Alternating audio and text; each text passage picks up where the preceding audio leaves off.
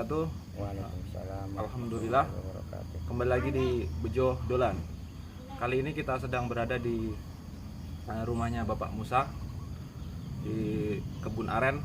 Kita akan mewawancarai beliau bagaimana menjadi petani aren yang sukses. Oke. Kita akan berbincang-bincang dengan Bapak siapa, Pak? Musa Nasution. Pak Musa Nasution. Sudah berapa lama nih, Pak, menggeluti dunia aren, Pak? Aren ini kami tanam mulai tahun 2000. Dia menghasilkan pertama tahun 2006, tapi belum semuanya, masih 160 ya. Terus awal mulanya Bapak kesini Pepelawan ini bagaimana ceritanya, Pak? Ya namanya di kampung kan susah kehidupan. Merantau lah ke perantauan ini kan. Itulah.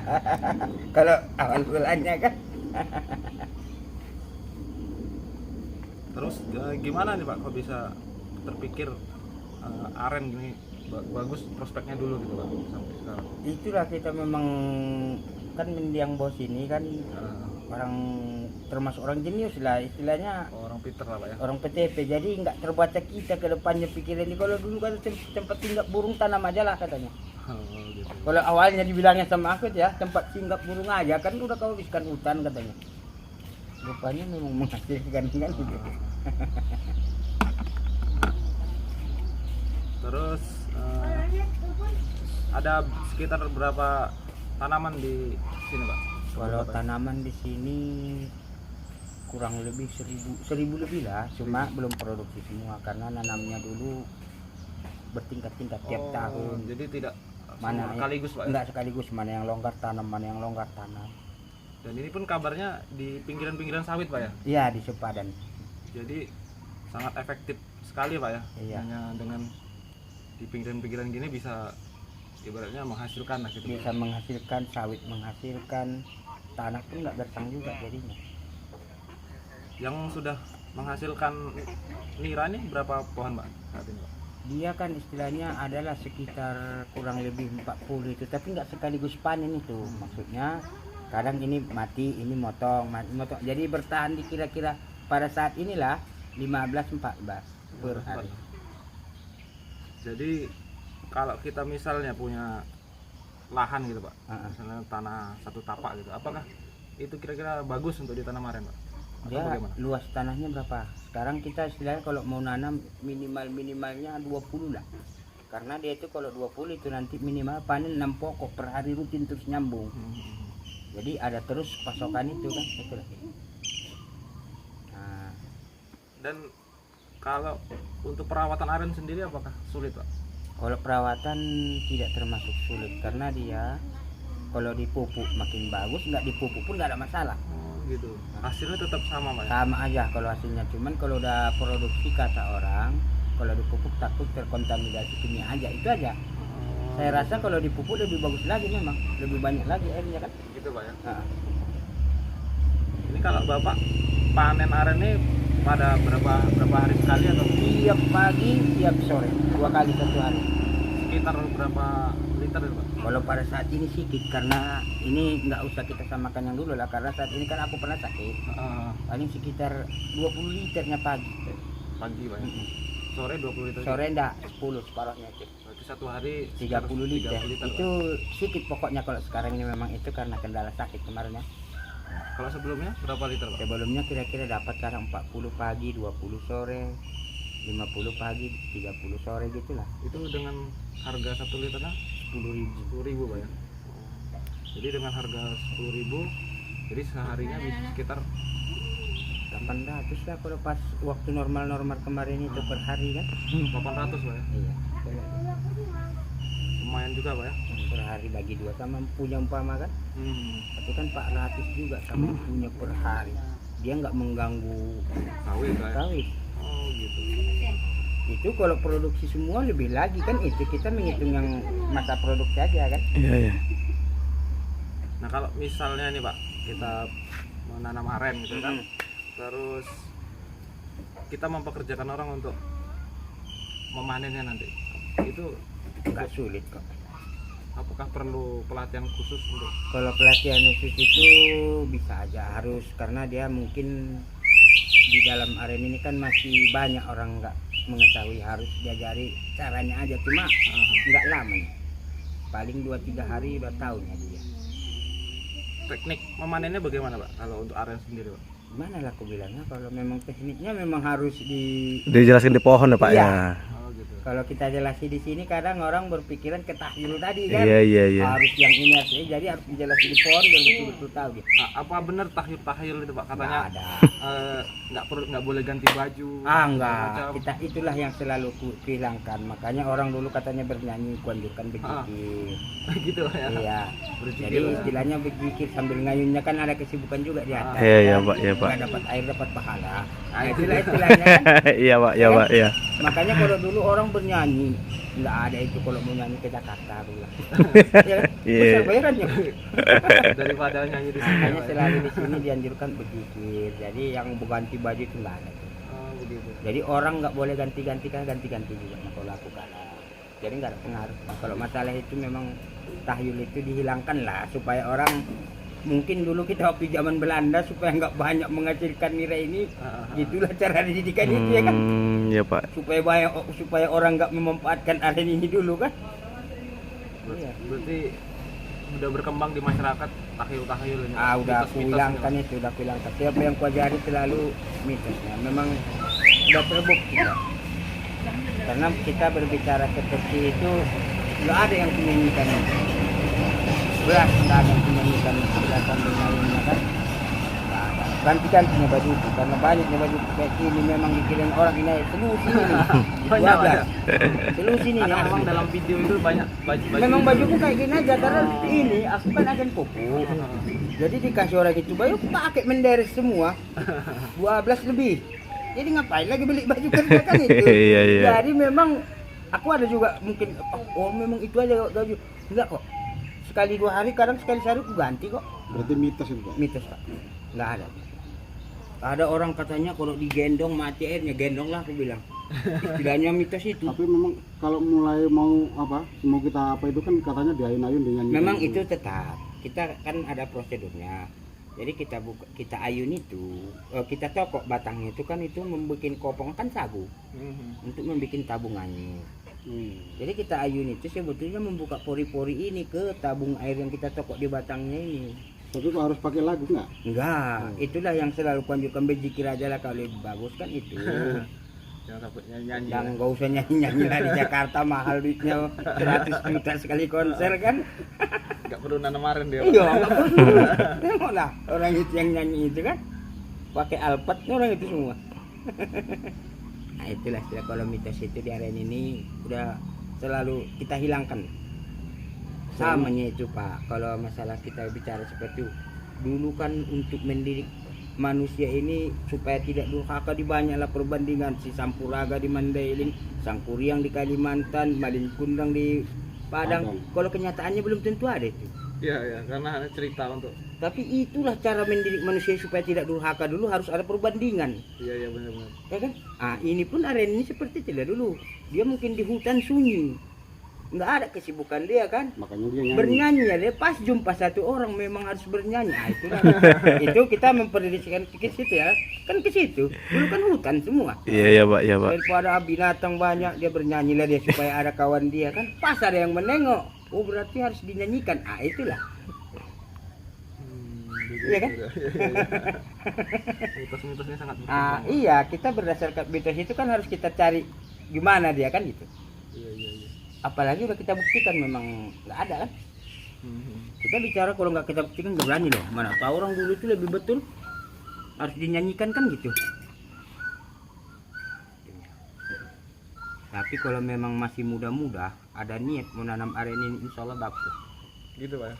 Jadi prospeknya ke depan bagaimana Pak? Untuk kedepannya sebetulnya Kopi aren. kayak yang di sini kan yang menawarkan pabrik gula pun nggak capek-capeknya masaknya nanti pakai listrik udah ada yang menawarkan karena belum terpenuhnya aja ya. Terus di kafe-kafe kayaknya banyak yang butuh nih Pak. Banyak. Iya, Pak. Kalau di kafe-kafe Pekanbaru sebetulnya kalau terlayani undi kurang aja sampai ke Jakarta pun banyak minta.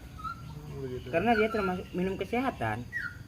Nah ini fungsi air nira ini untuk kesehatan Untuk bagaimana Pak? obat gula, memperlancar peredaran darah, obat lambung. Lambung, Pak. Banyak lagi. Tanyalah orang-orang tua yang minum pasti terasa sehatnya kok. Karena sudah ada yang membuktikan Udah Pak. banyak, bukan 1-2 lagi. Aku bukan mau kampanye udah ratusan. Cuma kalau orang yang nggak tahu itu Oh manis, membunuh aja kau itu katanya. tua itu katanya. Padahal Iya, bukan tua itulah itu. kadang-kadang memang kita harus berpikir. Memang asal mula tua dari inilah. Benar. Jadi kalau orang bertanggapan, oh gula itu kan tua katanya kan. Nah ini Pak yang berkembang di masyarakat. Kalau diajak nanam aren, bilangnya nanti kan ujungnya jadi tua gitu. Enggak lah. Jadi uangnya nanti jadi haram katanya gitu. Enggak. Pada Bagaimana? prinsipnya kan itu kan tergantung kita. Kalau kita jual tua memang tua itu kan harus 12. Iya benar. Ya kalau kita apa kita masak gula? Iya, kita kan bukan jual tua, jual aren kan. Kita masak langsung kalau memang mau bukan mau jual tua, kita masak jadi gula aren. Kok gula aren laku berapa aja pun kurang. Iya. Mahal lagi gula aren, gula semut aja 70 kilo. Kita tadi menghitung 30-nya. Kan itu. Ngambil rendah ya. Iya, ngambil rendahnya Pak. Enggak ambil tinggi. Kalau kenyataannya 60 minimnya sekilo gula aren. Kan itu. Kita nggak usah menghitung ke situ. 30 aja aku kasih anggaran tadi kan. 30 Pak ya. Nggak ada. Kalau masih ada tanah kita umur segini sambil bekerja nggak terasa nanti udah tinggal mempekerjakan orang. Kalau panjang umur nanti udah panen aren Pak Musa. 3 orang latih dulu, bawa ke sini 3 hari selesai ku ajari. 3 harinya. Cara motongnya. Cara motongnya, cara bukanya semua pandainya. Nah kalau ada teman-teman nanti ingin belajar aren nih, apakah dibebankan biaya atau berapa gitu Pak? Ya itu tergantung kalian lah itu kan. Iya Pak, ya Pak. Aku orangnya kan terbuka aja. Iya. Karena mungkin nanti kan ada yang bertanya, Iya. apakah ada harganya gitu kan? Enggak, kalau masalah pelatih biasa oke saja lah. Tapi kalau memang rutin mengganggu waktu kita, nggak mungkin kan? Iya. Iya kan? Iya. Kalau memang sekedar belajar aja, banyak kok anak universitas gua cari banyak. Nah ini udah berapa Pak universitas dan lembaga pemerintah yang sudah datang sini Pak? Udah banyak kali pun. Salah satunya Pak? Anak-anak universitas Undri, Pak ya? Unila. Pak ya? Itu orang-orang kehutanan semua Pak? Orang kehutanan jurusan aren, pokoknya jurusan pemasaran aren juga ada, bermacam-macam lah.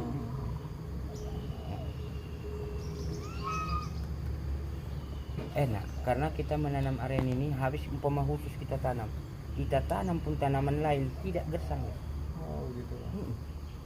Tidak gersang. Hidup aja di bawahnya, subur semua rumput pun di bawahnya Pak, nggak macam sawit kan? Iya. Subur. Nah yang membuat aren ini tidak menghasilkan atau tidak berbuah itu kenapa Pak biasanya Pak? Nggak ada yang nggak menghasilkan hari ini kalau saya rasa. Iya gitu Pak. Semua menghasilkan. Cuma Tergantung bibit. enggak tahu Pak ya kalau masalah itu entah tergantung, tapi rata-rata tidak ada yang tidak menghasilkan aren ini. Iya ya. Cuman sedikit banyaknya berbeda ada, itu aja. Itu dia yang jadi pengaruh. Iya, istilahnya nggak sama lah semua airnya kan. Iya. Itu ajanya. Kalau nggak menghasilkan nggak ada. Cuman ada aren ini tidak berulang kaling tapi tetap produksi nira. Oh, dia nggak mau jadi kolang kaling. Nggak ada kulang kalingnya Pak. Sebagian kan kulang kaling dulu keluar, ya kan? Baru deresan terus ke bawah. Ada sebagian langsung deresan, tapi itu nggak dideres dulu, yang di atas itu tunggu yang di bawahnya juga. Tetap menghasilkan semua. Berarti aren ini semuanya bermanfaat Pak ya, dari mulai akar sampai Mulai dari akar, batang sampai ke daun. semuanya Semua bisa hijau digunakan Pak. bisa digunakan. Akar obat asam urat ya kan. Hijau untuk talintah, untuk atap-atap. Iya benar. Batangnya sagu. Sagu. Oh, kalau kita ambil batangnya untuk kusen, untuk perabot, Bisa. bisa kok lebih bagus lagi. Iya. Lebih mentok. Dalamnya dia tadi Sagu lah, kita ambil sagunya tuh. Buahnya bisa jadi kolang kaling juga. Buahnya kulang kaling, daunnya pun obat juga. kolang kaling pun katanya ada khasiatnya kan. Banyak obat. Sekarang kan banyak permintaan itu Pak, untuk cuman nggak terkerjakan kan. Untuk obat pengapuran tulang. Pengapuran tulang, Makan Pak, ya? 5 satu hari obat pengapuran tulang. Makanya termasuk tumbuhan ajaib aren ini, semua obat dia kan. Tapi memang sifat-sifat aren ini pun ajaib kok. Gimana itu Pak? Sifat dia keterbalikan semua. Iya. Bunga mulai dari atas makin turun terus, baru habis. Kalau yang lain kan bunga dari bawah sampai ke atas, makin tinggi pohon kan. Kalau dia enggak, makin turun, makin tua kita makin enggak manjat. Iya. Nah, berapa kalau misalnya udah 6 tahun nih Pak, udah bisa menghasilkan itu berapa lama kita bisa panen tuh Pak? Lama juga kok. Ada 5 tahun. Adalah 5 tahun ada juga. Sampai 5 tahun Pak ya. Baru nanti kita ganti Iya. pohon baru ya. Tanam aja langsung, kalau udah produksi nanti tanam di sampingnya lagi. Oh, jadi Pas disisip habis, aja Pak, disisip. habis dia nanti udah produksi lagi yang apanya. Dia rapat pun sebetulnya nggak ada masalah. Terus bibit yang terbagus menurut Pak Musa ini apa Pak? Dari area sendiri bisnis. Kalau yang kami rasakan yang bibit yang inilah, tapi yang lain kan ada yang berpendapat yang genja entah apa, tapi yang kalau yang kami buktikan yang sadang inilah. Apa namanya Pak? Sadang. Sadang Pak ya. Sadang sama apa? Ginja. Genja itu yang dari Kalimantan itu kata orang baik, tapi belum ada yang produksi kita. Entah udah ada yang produksi di Riau ini Pak ya. Tapi di Riau ini belum Entah ada. belum benar ya? ada kurasa. Tapi kalau yang ini kan udah memang kami tanam, kami buktikan memang dia cepat kan. Potensi airnya pun mudah-mudahan bagus kan itu. Ya kita kan kalau nyari itu maksudnya biar kualitas airnya itu biar banyak apanya kan kiranya. Iya. Kan itu yang dicari. Makanya itu Penghasilan. kalau untuk perbandingan bibit ini yang kami tanam inilah mungkin kalau pada saat ini yang kami apakan karena udah terbukti kan. Iya iya iya. Kita bilang nanti yang Kalimantan jelek, mana tahu nanti menghasilkan lebih bagus dia. Iya, iya. Ya kan? Oke, mungkin teman-teman itu dulu bincang-bincang kita dengan Pak Musa. Terima kasih banyak Pak Musa atas ilmu-ilmunya dan minta sarannya buat teman-teman yang mungkin pengen membuat kebun aren sendiri Pak. Iya, iya. Bagaimana Pak? Untuk Ya motivasi silahkan saja kalau memang ada peluang tanah kita. Yang jelas sawit lah dulu. Kalau ada kebun sawit tanam sepadan dulu. pinggirannya gitu Pak. Pinggirannya Nah, keliling, tahu kita bahwa itu ladang kita ada arennya keliling kan itu. batasnya lah ya. Nanti menghasilkan 6 tahun nggak usah di apapun nanti insya Allah menghasilkan. Ada tanah kablin kita daripada kita nanam sawit bagus tanam aren. Kita mau nanam durian di bawahnya bisa, mau nanam buah yang lain bisa. Kalau sawit ini tanam yang lain mati semua, Iya. ya kan? Apalagi kalau jengkol, sawitnya nggak ada buahnya. Iya. Nah itu. Oke, terima kasih. Assalamualaikum warahmatullahi wabarakatuh. Waalaikumsalam.